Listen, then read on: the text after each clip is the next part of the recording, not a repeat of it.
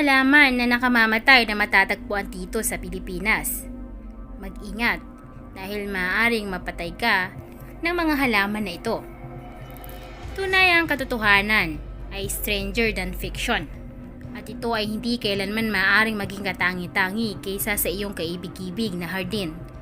Tulad ng isang boltahe ng kidlat mula sa isang malinaw na asul na kalangitan, maaaring maging para sa isang hindi kasiyasiyang sorpresa na malaman na sa likod ng mga magagandang ornamental na mga halaman sa iyong hardin lies a killer.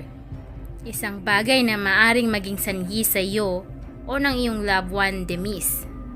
Ang mga halaman na isang magandang bagay, walang duda doon.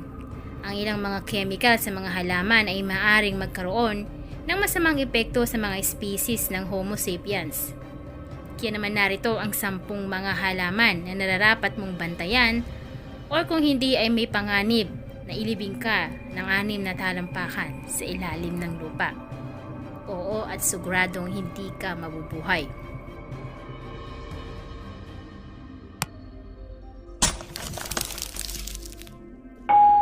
Number 10. Buta-buta.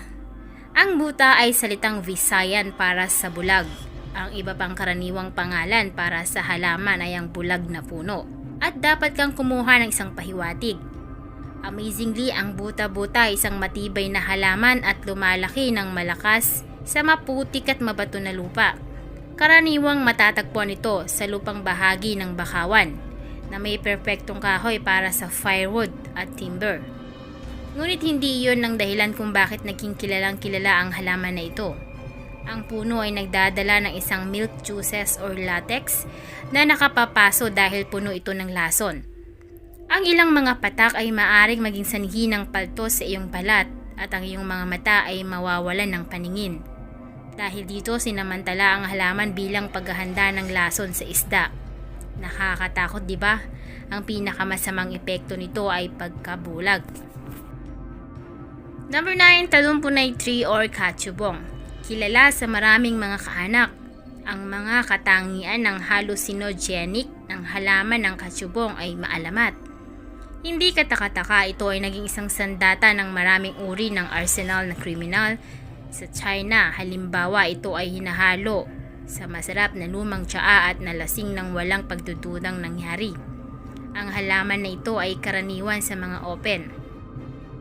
Number 8, Damkin. Isang katutubo ng tropical na Amerika na ngayon ay naikalat na sa iba't ibang panig. Ang damkin ay isang napaka-homely na halaman talaga. Ngunit may mga maliit na bagay na nauugnay dito gaya ng malubuhang pamamaga, pagturog, dysphagia, kompromiso sa paghinga at dermatitis. Ang dahilan, ang bawat bahagi ng halaman ay nagtataglay ng mga karayom na tulad ng calcium oxalate crystals. Kung aksidente mong nanguya ang halaman, ang mga kristal na ito ay magpapawala ng sistema ng kapuspalad na individual na magdudulot ng matinding sakit at masakit na pamamaga ng bibig. Kilala dahil sa lason nito. Ginamit ng mga katutubong Amazonian ng juice ng mga halamang ito upang kumilos bilang lason sa kanilang mga pana. Ang pinakamasamang epekto nito ay pinsala sa bato, sa tiyan at pagtatae. Number 7. Rosary Pea. Katutubo sa India, sa Sri Lanka, Thailand at Pilipinas. Ang Rosary Pea ay isang cold-blooded killer. Ang isang tao ay madaling makilala ito sa pamamagitan ng mga buto nito na maliwanag na pula na may solong itim na spot. Ang Rosary Pea ay matatagpuan sa mga tuyo na masusukal na kapatagan hanggang katamtamang taas ng lugar. Ito ay nakamamatay na ang mga kaso na kung saan ang isang 3 micrograms lang ang pumatay ng isang ganap na tao na. At kahit na ang paggamit ng mga buto bilang kwintas ay hindi ipinapayo dahil ang mga tao ay kilala na mamamatay kapag pinutok nila ng kanilang mga dulo ng daliri bilang drill bits na ginamit upang madrill ng butas sa mga buto. Ang lason na abrin ay 75 beses na mas nakamamatay kaysa sa ricin ng castor bean. Ang masamang epekto nito ay kamatayan. Number 6, mga halaman ng castor. Mukhang napaka-pamilyar, di ba? Sapagkat ang maraming mga halaman na ito ay lumalaki sa ligaw o katutubo sa rehiyon ng Mediterranean, Silangan Africa at India, at ngayon ay laganap na sa mga tropiko bilang halamang ornamental. Kaya narito ang isa pang dahilan kung bakit hindi ka dapat mag-eksperimento lamang ng mga bagay. At sa mabuting panig, ang halaman ay naging mapagkukunan ng pagpapagaling sa pamamagitan ng malawakan na paggamit ng langis ng castor. Napaka nakalalason nito na kailangan lamang ng 4 to 5 na buto upang patayin ang isang may sapat na gulang na tao. Ito ay dahil sa lason na tinatawag na ricin na matatagpuan sa buong halaman. Paunang pandamdam sa sandaling ang binhi ay nalunok mo ay ang nasusunog na panandam sa lalamunan at bibig na sinusundan ng pagtatae at pagsusuka. Kapag naitakda ang mga sintomas, ang proseso ay hindi mapipigilan at ang pangwakas na sanhi ng pagkamatay ay dehydration.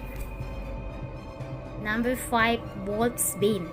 Oo, maganda ang halaman na ito at tumingin sa online at makikita mo ang maraming nagbebenta nito rito sa Pilipinas.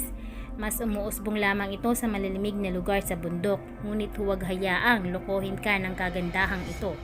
Ang isang halaman na kabilang sa Buttercup family, ang Wolf's Bane, na tinatawag din na helmet ng Diablo, ay naglalaman ng maraming dami ng lason na kilala bilang alkaloid sudacanetine, na nakalalason ng lason na ito na ginagamit ng mga Ainu ng Japan, ang lason para sa mga tip ng kanilang pana para sa pangangaso. At kung nagtataka ka kung paano ito nakuha ang pangalan nito, ito ay dahil ang lason sa halaman ay ginamit upang patayin ang mga lobo. Sa kasaysayan, ginamit ng Alemanya ang lason sa kanilang mga bala at sa sinaunang pakikipagdigma sa Asya. Ang nakalalason na sangkap ay ginamit upang lasunin ang mga supply ng tubig. Sa sandaling nalunok mo ito ang nasusunog na pandamdam sa mga limes at tiyan ay susunod. At kung sa anumang pagkakataon ang mga malaking dosage ay nakain, ang kamatayan ay maaring sumunod agad ng mas kaunti pa sa 2 to 3 hours. Para lamang mabigyan ka ng isang ideya, ang 20 ml ay sapat na nakalalason upang pumatay ng isang tao. Ang pinakamasamang epekto nito ay kamatayan. Number 4, English Yew. Mag-ingat, right off the bat. Ito ang isa sa pinakamapanganib na halaman sa planetang Earth. Maraming mga hardin ng Pilipinas ang pinalamutihan ng lahi na ito, ngunit makinig kayo. Endemic sa Europa, Hilagang Africa at Southwest Asia. Ang punong ito ay may malambot, maliwanag na pula na mga berries na maaring masarap, tinatamasa ng maraming mga ibon. Ngunit ang prutas lamang nito ang tangi ng bahagi na hindi nakalalason. Ang 50 grams ay sapat na upang pumatay ng isang tao. Kasama sa mga sintomas ang mga panginginig ng kalamnan, kahirapan sa paghinga, konvulsyon at pagbagsak. Masamang epekto nito ay kamatayan. And number 3, Belladonna. Ang pagkalunok ng prutas, lalo na ng isang batang halaman, ay nakalalason. Kasama sa mga sintomas ang pagkawala ng boses, tuyong bibig, sakit ng ulo, paghihirap sa paghinga at konvulsyon.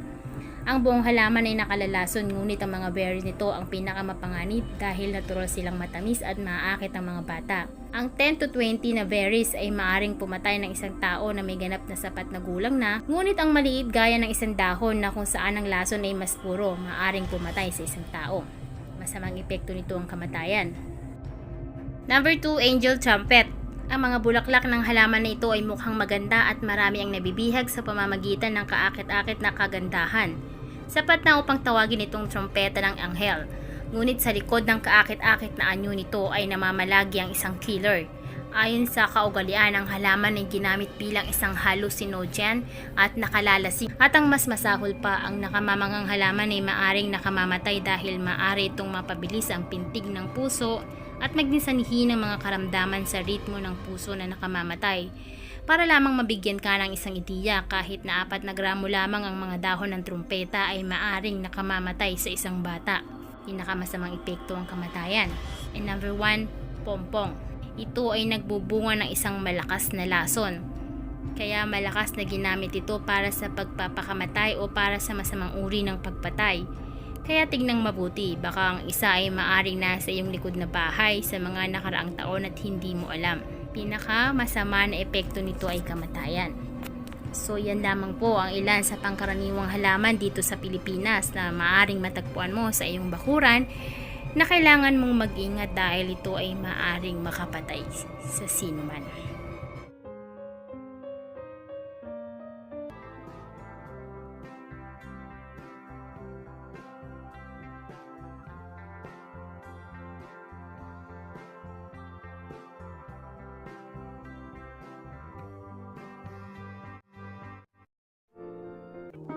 Ang dati ang aking buhay ay kulang sa sigla.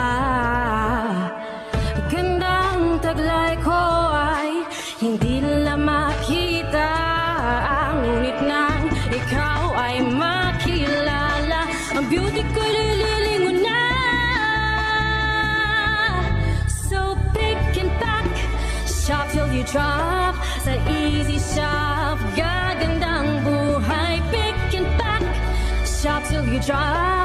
Sa easy shop, mundong magiging makulay. Pick and pack, shop till you drop.